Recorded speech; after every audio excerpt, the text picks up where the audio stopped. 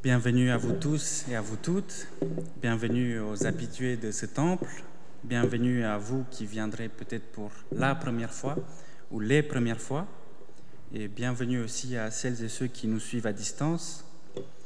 Nous sommes réunis ce matin pour un temps de culte, un temps de chant, un temps de prière, aussi un temps pour respirer, pour souffler. Souffler parce que c'est la fin de l'été, et même si généralement c'est un temps de vacances, parfois on a besoin de vacances. Parfois les vacances nous demandent tellement d'énergie qu'on a besoin aussi de prendre le temps pour prendre du recul, pour respirer. C'est aussi un temps pour réfléchir et pour communier. Nous nous sommes accueillis les uns les autres, nous nous sommes dit bonjour. Dieu nous accueille aussi ce matin en nous donnant ce que nous ne pouvons pas nous donner nous-mêmes, c'est-à-dire la grâce et la paix qui nous sont données de la part de Dieu notre Père et de Jésus-Christ, son Fils, notre Seigneur. Je vous invite à chanter le premier répond. Viens.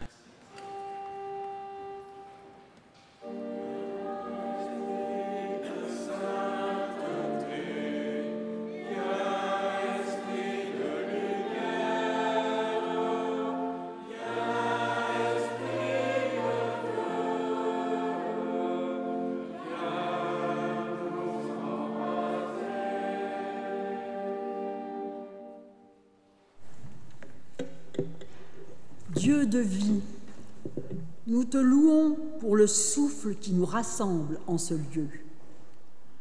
Nous te rendons grâce pour l'été que nous avons traversé avec ses heures de lumière, ses rencontres et ses déplacements, pour les temps de repos qui ont régénéré des forces, pour les services rendus à ceux qui avaient besoin d'aide, pour la beauté de la création que nous avons contemplée, et même pour la chaleur parfois éprouvante de cet été, qui nous appelle à protéger la terre et à choisir des habitudes plus simples et plus justes. Apprends-nous à habiter la terre avec soin et responsabilité. Nous te louons pour la vie de cette assemblée que tu suscites aujourd'hui, pour les liens qui se tissent, pour les nouveaux venus et les visages familiers, pour les projets qui mûrissent et les gestes simples d'hospitalité qui font place à l'autre. Que ton esprit visite nos pensées et affine nos désirs, qu'il éclaire la lecture des Écritures, qu'il convertisse nos peurs en disponibilité et nos fatigues en confiance. À toi la reconnaissance, maintenant et pour les jours qui viennent. Amen. Et maintenant, nous chantons le cantique, les vers.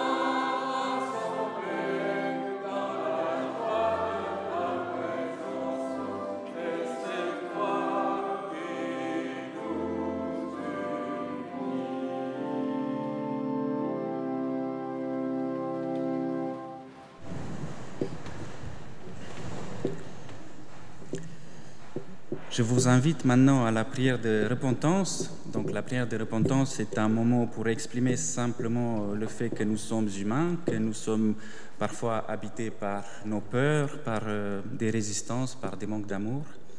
Je vais utiliser la première personne du singulier, je vais parler en je, mais ce jeu n'est pas seulement le mien, c'est un jeu commun dans lequel j'espère que chacun et chacune pourra dire oui, cela pourrait être ma prière aussi. Seigneur Dieu, il m'arrive de me méfier de mon prochain. Je me méfie de mon prochain parce qu'au fond, mon prochain est différent de moi. Je devrais célébrer cette différence qui est une richesse, mais parfois, pour je ne sais quelle raison, elle me fait peur et au lieu d'être gagné par l'amour, je suis gagné par la peur. Peut-être que je ne l'aime pas assez pour accepter qu'il me soit si étranger ou que je ne m'aime pas assez pour accepter que je suis aussi étranger à moi-même. Car bien entendu, je me méfie aussi de moi, Seigneur. Je me méfie parce que je ne sais jamais où je vais atterrir, en sagesse ou en folie, en désespoir ou en espérance. Je me méfie de moi parce que je cherche à t'éviter quand j'évite mon prochain. Mais rassure-toi, Seigneur, je me méfie aussi de toi, mon Dieu, car tu es trop bon pour être vrai, tu es trop loin pour être réel, tu es trop près aussi pour être léger, trop complexe pour être clair. Je me méfie de ne tenir à toi que par la peur de la dérive ou par le désir d'avoir un sauveur. Mon Dieu, notre Dieu, tu ne méprises pas les méfiants. Tu ne leur reproches pas de douter des autres, ni d'eux-mêmes, ni de toi.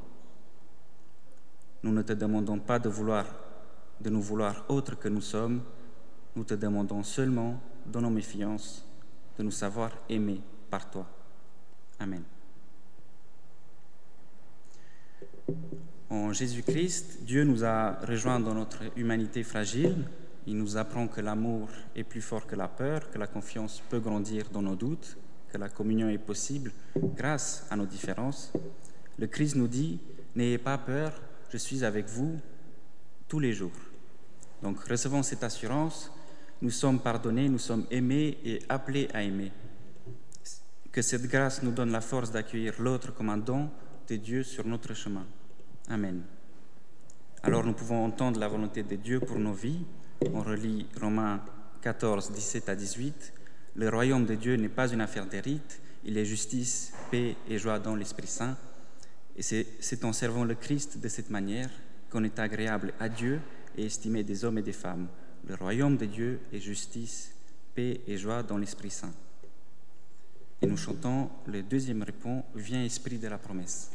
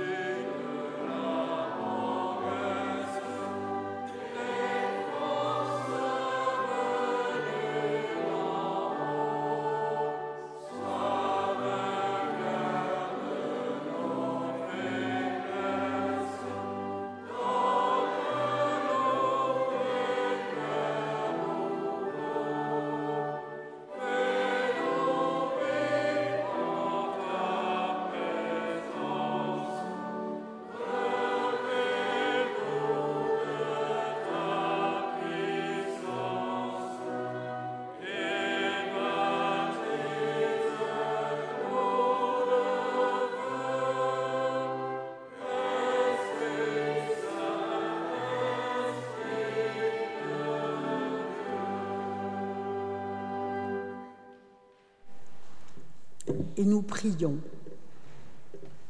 Seigneur, garde-nous de nous croire arrivés. Garde-nous de nous croire possesseurs de ta vérité. Rends-nous disponibles pour une recherche toujours plus profonde de ton évangile. Que jamais le passé ne nous enferme, mais que ton esprit nous mette en marche et fasse de nous des marcheurs de ton espérance. Amen. Et maintenant, nous lisons dans la Bible dans Luc chapitre 13, les versets 22 à 30. Il passait par villes et villages, enseignant et faisant route vers Jérusalem.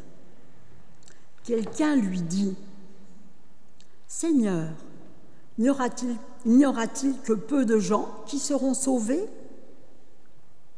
Il leur dit alors : « Efforcez-vous d'entrer par la porte étroite, car beaucoup, je vous le dis, chercheront à entrer et ne le pourront pas. »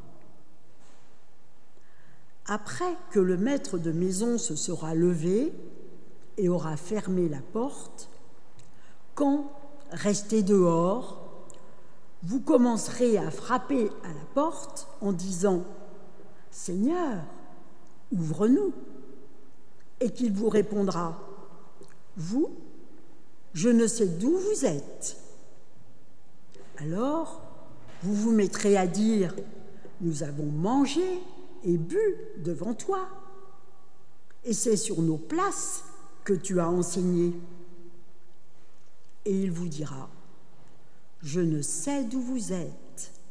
Éloignez-vous de moi, vous tous qui faites le mal. » Il y aura des pleurs et des grincements de dents quand vous verrez Abraham, Isaac et Jacob, ainsi que tous les prophètes dans le royaume de Dieu, et vous jeter dehors. Alors, il en viendra du levant et du couchant, du nord et du midi, pour prendre place au festin dans le royaume de Dieu. Et ainsi, il y a des derniers qui seront les premiers, et il y a des premiers qui seront derniers. C'est notre joie de te célébrer, ô Dieu notre Père, pour ce monde que tu as créé si beau et que tu gardes à travers ses douleurs jusqu'au jour où, selon ta promesse, viendra ton royaume. Et maintenant, nous chantons ensemble comme un souffle.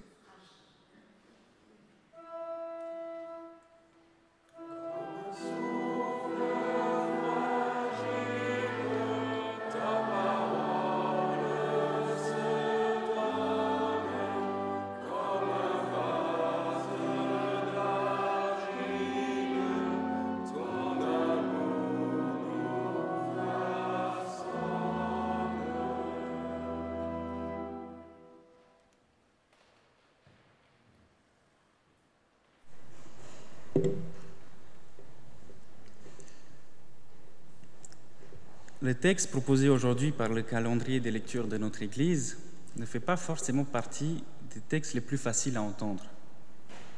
On y parle de grincement de dents, de pleurs, de portes fermées, d'exclusion. Il y a même une question assez étonnante qu'on adresse à Jésus : « Seigneur, n'y aura-t-il que peu de gens qui seront sauvés ?» C'est assez fou cette idée de demander la statistique du salut à Jésus. Et pourtant, c'est une question très actuelle. On pourrait aujourd'hui demander la même chose à Jésus. Parce que la statistique, c'est des chiffres, et aujourd'hui, plus que jamais, nous aimons bien avoir les chiffres, la statistique, parce que nous aimons bien calculer, anticiper, nous projeter. Et le calcul fait qu'on a l'impression de maîtriser ce qui va nous arriver. Il y a aussi dans ce texte cette affirmation de Jésus qui bouscule un petit peu nos représentations que nous avons de lui. Nous imaginons volontiers Jésus comme celui qui ouvre grand les portes de la maison ou du temple où il attend, comme celle du temple ce matin par exemple, c'est des grandes portes. On imagine volontiers Jésus devant avec les bras comme ça bien tendus. Et là dans ce texte, il dit « Efforcez-vous d'entrer par la porte étroite ». Donc en fait, on réfléchit et on se demande, mais qu'est-ce que ça veut dire ? Il faut s'efforcer de passer par la porte étroite. Est-ce que ça veut dire qu'il faudrait lutter pour gagner son salut ? Est-ce que la porte est étroite parce qu'elle est réservée à quelques privilégiés et qu'il faut se battre pour avoir accès à ce accès privilégié? Arrêtons-nous peut-être sur le mot employé par Luc dans cette phrase pour avoir une idée de ce que ça peut bien vouloir dire. Jésus utilise le verbe agonizomai. Et on peut traduire ce verbe effectivement comme la table fait ici par « efforcez-vous ». Mais ce verbe, il a une profondeur un peu plus prononcée que ça encore. Agonizomai, c'est un verbe qui nous vient du monde sportif et militaire et qui évoque aussi bien la lutte, le combat, que l'endurance dans l'effort. En gros, ça veut dire lutter, combattez, engagez-vous dans le combat comme l'athlète s'engage dans l'arène. Et c'est d'ailleurs de ce mot que vient le mot en français agonie. Agonizomai, on l'entend. Et aujourd'hui, on emploie le mot agonie en français pour désigner notamment les derniers instants de vie de quelqu'un. C'est-à-dire, le moment avant de mourir, la dernière bataille pour rester en vie. Bon, d'accord. Mais une fois qu'on a dit ça, on peut quand même se demander qu'est-ce que ça change le fait d'avoir en tête le vocabulaire athlétique est-ce que ça peut éclairer ce texte? Que Jésus dise, au fond, efforcez-vous ou combattez ou luttez pour entrer par la porte étroite, ça ne change pas en soi grand-chose. Parce que lutter, ok, mais contre qui, contre quoi? Est-ce qu'il faut lutter contre la porte? Ça n'a pas beaucoup de sens. Autant démolir la porte, mais du coup, elle serait plus étroite. Donc, ça n'aurait pas de sens de nous dire de rentrer par quelque chose qui est étroit. Peut-être qu'il faut penser qu'il faut lutter contre les autres pour passer devant eux par la porte. Parce que si la porte elle est étroite, c'est pour laisser passer une seule personne à la fois. Donc, on pourrait avoir une lecture où l'idée de compétition s'impose. Et en fait, Jésus nous appelle à nous mettre en compétition les uns contre les autres pour arriver en premier dans la porte. Mais vous voyez bien qu'il y a un petit problème là, parce que la fin de notre péricope, justement, défait un peu cette logique de compétition, qui est assez juste, vu ce qu'on vient de dire. Parce qu'en fait, Jésus dit « des premiers seront derniers et des derniers seront premiers ». Donc en fait, ça déconstruit cette logique de compétition. Donc on est sûr qu'il ne s'agit pas d'une compétition envers les autres. Puisqu'en fait, si le classement peut être basculé à tout moment on ne sait pas trop bien pourquoi, il est inutile de lutter contre les autres. Ça ne sert à rien d'arriver en premier si à la fin je vais être envoyé, à la fin de l'attente, quoi. Donc ce n'est pas ce combat-là qu'on doit mener. Ce n'est pas le combat envers les autres. Mais alors, contre quoi lutter? Il est intéressant de noter que le premier verset de notre texte nous dit « Il passait par villes et villages, enseignant et faisant route vers Jérusalem. » Le texte grec dit littéralement « Il fabriquait par lui-même ce chemin. » Jésus fabrique par lui-même un chemin vers Jérusalem. Et chez Luc, à chaque fois que Jérusalem est évoqué sur le chemin de Jésus, c'est pour dire que Jésus avance vers sa passion, qu'il avance vers sa mort. Donc ce chemin que Jésus trace par lui-même, ce n'est pas une balade tranquille, c'est une montée dramatique vers les lieux de l'agonie. Et dans ce passage, en fait, Jésus est en pleine agonie, c'est-à-dire il est en plein combat. On comprend mieux ce que ça veut dire quand on se rappelle que le mot agonie en français désigne justement les derniers instants de vie de quelqu'un où on lutte pour rester en vie. Jésus se bat ici pour rester en vie. Parce que dans la logique du texte de Luc, il renonce à sa vie, et renoncer à sa vie, c'est l'expérience la plus radicale de la perte, là où la vie cesse d'être retenue pour la remettre entre les mains du Père. Mais alors, est-ce que ce combat éclaire son appel « lutter pour entrer par la porte étroite » Est-ce qu'il s'agit du même combat? Non, pas vraiment. Nous n'avons pas de Jérusalem à gravir, mais peut-être que si Luc associe la mort de Jésus à l'expérience du renoncement, là où Jésus renonce en soi à sa vie, ou renonce à revendiquer une personnalité très affirmée, alors peut-être que nous pouvons comprendre l'image de la porte étroite, cette invitation, comme une métaphore du renoncement. Luc alors nous inviterait à entrer chacun à notre échelle, dans ce même processus de dépossession. Il faut peut-être expliquer ce que ça veut dire. Souvent, nous portons sur nos épaules une multitude de certitudes, de vérités personnelles et de revendications. Et au bout du compte, chacun et chacune d'entre nous se retrouve avec un bagage assez lourd à porter. Peut-être que la porte est étroite justement parce qu'on ne peut pas passer avec un bagage, justement pour qu'on passe seul. Donc la porte étroite serait à ce moment-là une image de la grâce. On n'y entre pas avec nos revendications personnelles, nos titres et nos mérites supposés. Et Luc nous invite à nous efforcer pour entrer par la porte étroite. Et bien que ce soit un effort, parce qu'il parle d'effort, ce n'est pas un effort pour conquérir ou pour lutter contre les autres, mais c'est un effort de renoncer, l'effort de renoncer. Ça bouscule un petit peu parce qu'on n'est pas habitué. Nous vivons dans un temps où personne nous demande de renoncer. On nous dit plutôt de conquérir, de gravir les échelons, de prendre ce qui nous revient de droit, de nous emparer du butin. Or, passer par la porte étroite, c'est exactement l'inverse dans la logique du discours que nous avons fait. C'est l'effort de renoncer à nos illusions de toute puissance. C'est l'effort de reconnaître que nous avons besoin de grâce. Dans le texte, ceux qui ne passent pas par la porte étroite sont précisément ceux qui ne font pas l'effort de sortir de leurs revendications. Ils disent « Nous avons mangé et bu avec toi. Tu as enseigné sur nos places publiques. » Donc c'est des gens qui sont dans la revendication. Ils s'appuient sur des droits acquis, sur des certitudes, sur des privilèges. Et ils brandissent ces privilèges pour revendiquer une place dans la maison du maître. Mais peut-être que la place dans la maison du maître n'est pas un héritage qu'on a à la naissance.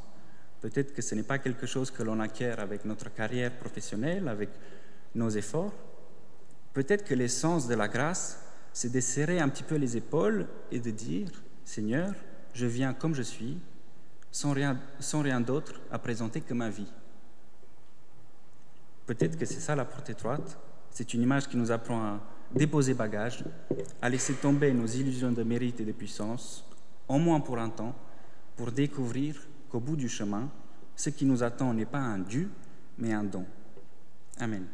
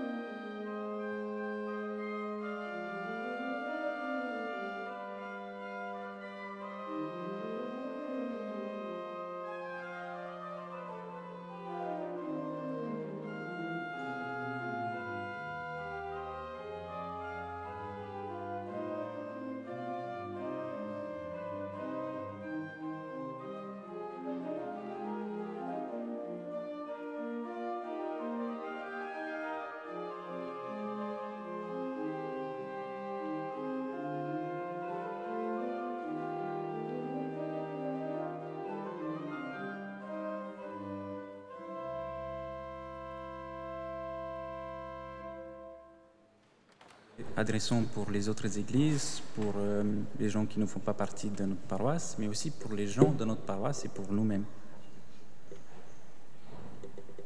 Seigneur, nous t'apportons ce monde blessé où la violence et la haine continuent de déchirer des vies. Devant les guerres, devant les injustices et les discours qui divisent, nous déposons notre fardeau et nous t'implorons de donner à celles et ceux qui ont le pouvoir de décider la sagesse du dialogue et le courage de chercher la paix. Soutiens aussi toutes celles et ceux qui, parfois dans l'ombre, travaillent pour la justice et résistent à l'indifférence. Seigneur, élargis nos regards et apprends-nous à désirer la paix, non seulement comme une absence de guerre, mais comme une manière de vivre. Amen. Je vous invite à vous lever pour l'envoi et la bénédiction. Nous arrivons au bout de ce culte en sortant viser la grande porte. Elle est faite pour ça. Et gardez la porte étroite pour la semaine qui vient. Luttez comme vous pouvez, comme vous l'entendez. Que Dieu affermisse vos pas, que le Christ vous précède et que l'Esprit allège votre sac et garde votre joie. Amen. Et nous chantons le dernier répond, que la moisson du monde est grande.